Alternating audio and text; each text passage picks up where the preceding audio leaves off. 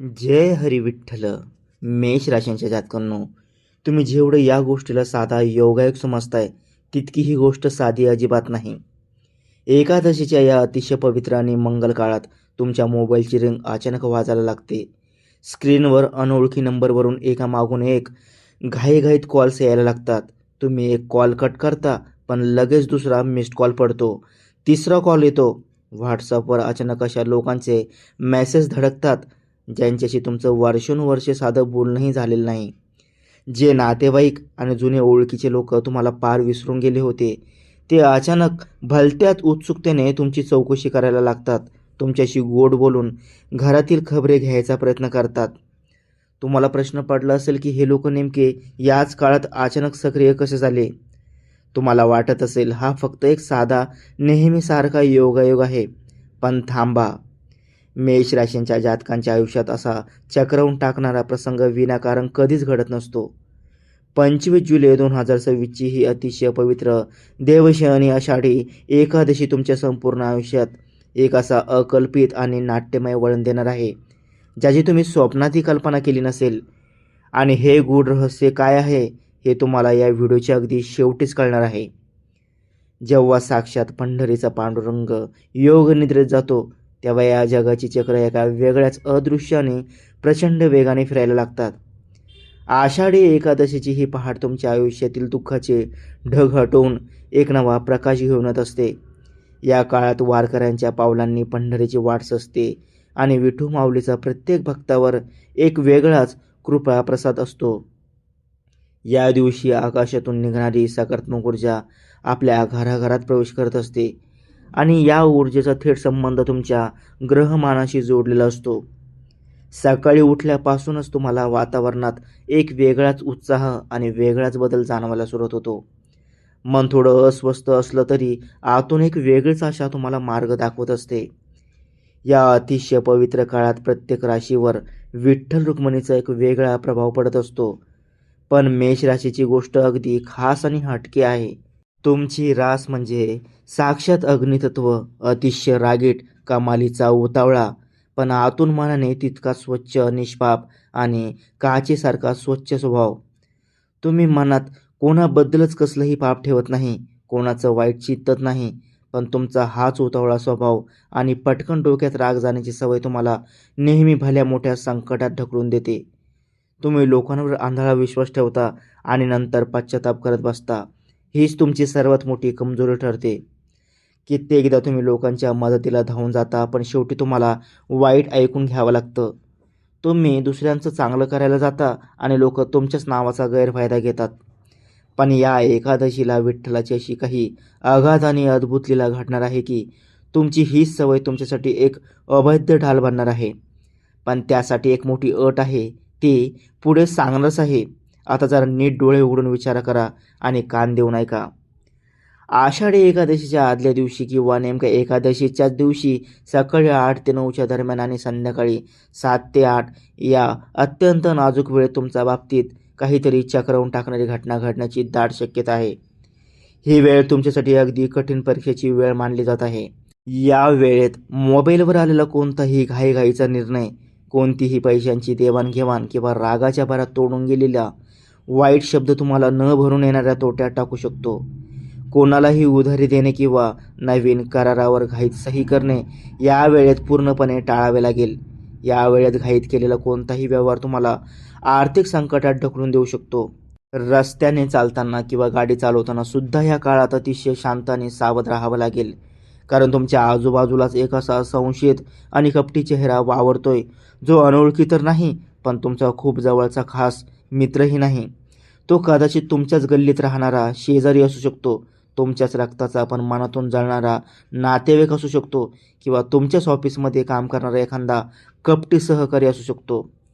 असा चेहरा जो रोज तुमच्यासमोर येतो, गोड हसून बोलायचं नाटक करतो, पण त्याच्या मनात तुमच्याबद्दल काय भयंकर राग आहे हे तुम्हाला कधीच कळत नाही. तो तुमच्या पाठीमागे तुमच्याबद्दल चुकीच्या अफवा पसरवण्याचा प्रयत्न करतोय आणि तुम्हाला लोकांच्या नजरेत पाडण्याची संधी शोधतोय. तो तुमच्या प्रत्येक हालचालीवर, तुमच्या यशावर आणि तुमच्या घरातील प्रत्येक गोष्टीवर अत्यंत तीक्ष्ण नजरेने लक्ष ठेवून आहे आणि तुमच्या एका चुकीच्या पावलाची वाट पाहत आहे. तो तुमच्या विरुद्ध एक असं सूक्ष्म जाळं विणतोय ज्याचा तुम्हाला अंदाजही नाही. तो तुमच्याच माणसांना तुमच्या विरोधात भडकवण्याचा प्रयत्न करत आहे. त्याचा वरचा चेहरा अतिशय प्रेमळ आहे, पण आतमध्ये मात्र कपट भरलेला आहे. त्याला असं वाटतं की तो तुम्हाला एकादशीच्या काळात जाळ्यात अडकवेल, पण त्याला हे माहीत नाही की विठ्ठलाची नजर त्याच्यापेक्षाही मोठी आहे आणि या षडयंत्राचा पर्दाफाश कसा होणार हे तुम्हाला पुढे स्पष्टपणे समजेल. म्हणूनच मनातली भीती पार काढून टाका, कारण साक्षात पांडुरंगाचा आशीर्वाद तुमच्या डोक्यावर आहे आणि याचे 3 अत्यंत स्पष्ट दैवी संकेत तुम्हाला स्वतःच्या घरातच दिसायला सुरुवात झाली आहे. पहिला संकेत म्हणजे तुमच्या घरातील तुळशीचे रोप अचानक अधिक टवटवीत आणि गच्च हिरवगार दिसायला लागत असेल किंवा त्याला सुंदर मंजिरी आली असेल.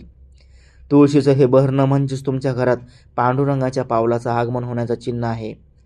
तुळशीच्या रोपाभोवती एक वेगळीच पवित्र ऊर्जा तुम्हाला जाणवू लागेल. दुसरा संकेत म्हणजे काहीही विशेष कारण नसताना तुमच्या मनात पंढरपूरच्या विठ्ठलाची, त्या भक्तिमय वारीची आणि विठू माऊलीच्या तालाची आठवण वारंवार मनात उफळून येत असेल. तुमच्या कानात अचानक अभंगाचे सूर घुमू लागतील आणि मन अत्यंत शांत वाटू लागेल. चालता बोलता तुमच्या ओठांवर विठ्ठलाचं नाव आपोआप यायला सुरुवात होईल. आणि तिसरा सर्वात मोठा संकेत म्हणजे तुमच्या स्वप्नात किंवा अगदी डोळे मिटल्यावर वारकरी, टाळ मृदुंग, तुळशीची माळ किंवा विठ्ठलाची साक्षात मूर्ती स्पष्टपणे दिसत असेल. ही काही सामान्य स्वप्न नसून साक्षात विठ्ठलाचा तुम्हाला मिळणारा दिलासा आहे. या संकेतांचा अर्थ असा की तुमच्या डोक्यावरचा संकटाचा काळ आता हळूहळू संपत आला आहे. हे तिन्ही संकेत सांगतायत की माऊलीची अथांग कृपा तुमच्या पाठीशी भक्कम भिंतीसारखी उभी राहिलेली आहे. पण एक गोष्ट कान उघडे ठेवून आणि नीट मन लावून ऐका. या आषाढी एकादशीच्या दिवशी तुमच्याकडून झालेली एक छोटीशी चूक तुम्हाला फार फार महागात पडू शकते. या दिवशी कोणावरही, अगदी घरातील लहान मोठ्यांवर किंवा बाहेरच्या माणसांवर रागाच्या भरात ओरडू नका. कोणालाही टोचणारे शब्द बोलू नका. तुमची जीभ आणि तुमचा संयम या दिवशी तुमची खरी ताकद ठरणार आहेत. जरासा रागसुद्धा तुमचं संपूर्ण काम बिघडू शकतो. म्हणूनच आज शांत राहणे हा सर्वात मोठा मंत्र आहे. जर तुम्हीही एकादशीचा कडक उपवास धरला असेल तर तो कोणत्याही परिस्थितीत रागाच्या भरात किंवा घाईत अर्ध्यावर मोडू नका आणि कोणाशीही फुकट वाद घालू नका. या दिवशी घरात पूर्ण शांतता आणि भक्तीचं वातावरण ठेवावं लागेल. घरातील वातावरण जितकं प्रसन्न राहील तितकीच विठ्ठलाची कृपा अधिक पटीनं वाढेल. कारण या एकादशीला जर तुम्ही तुमचा उतावळा राग पूर्णपणे ताब्यात ठेवला तर त्या शत्रूचा संपूर्ण प्लॅन एका क्षणात पत्त्यासारखा कोलमडून पडणार आहे. या पवित्र दिवशी एक अत्यंत अचूक आणि सोपा असा उपाय तुम्हाला करायचा आहे. एकादशीचा उपवास धरून अतिशय एकाग्रतेने आणि मनापासून जय हरी विठ्ठल या मंत्राचा अखंड जप करत राहा. हा नाम जप तुमच्या मनातील सर्व नकारात्मकता काढून टाकेल.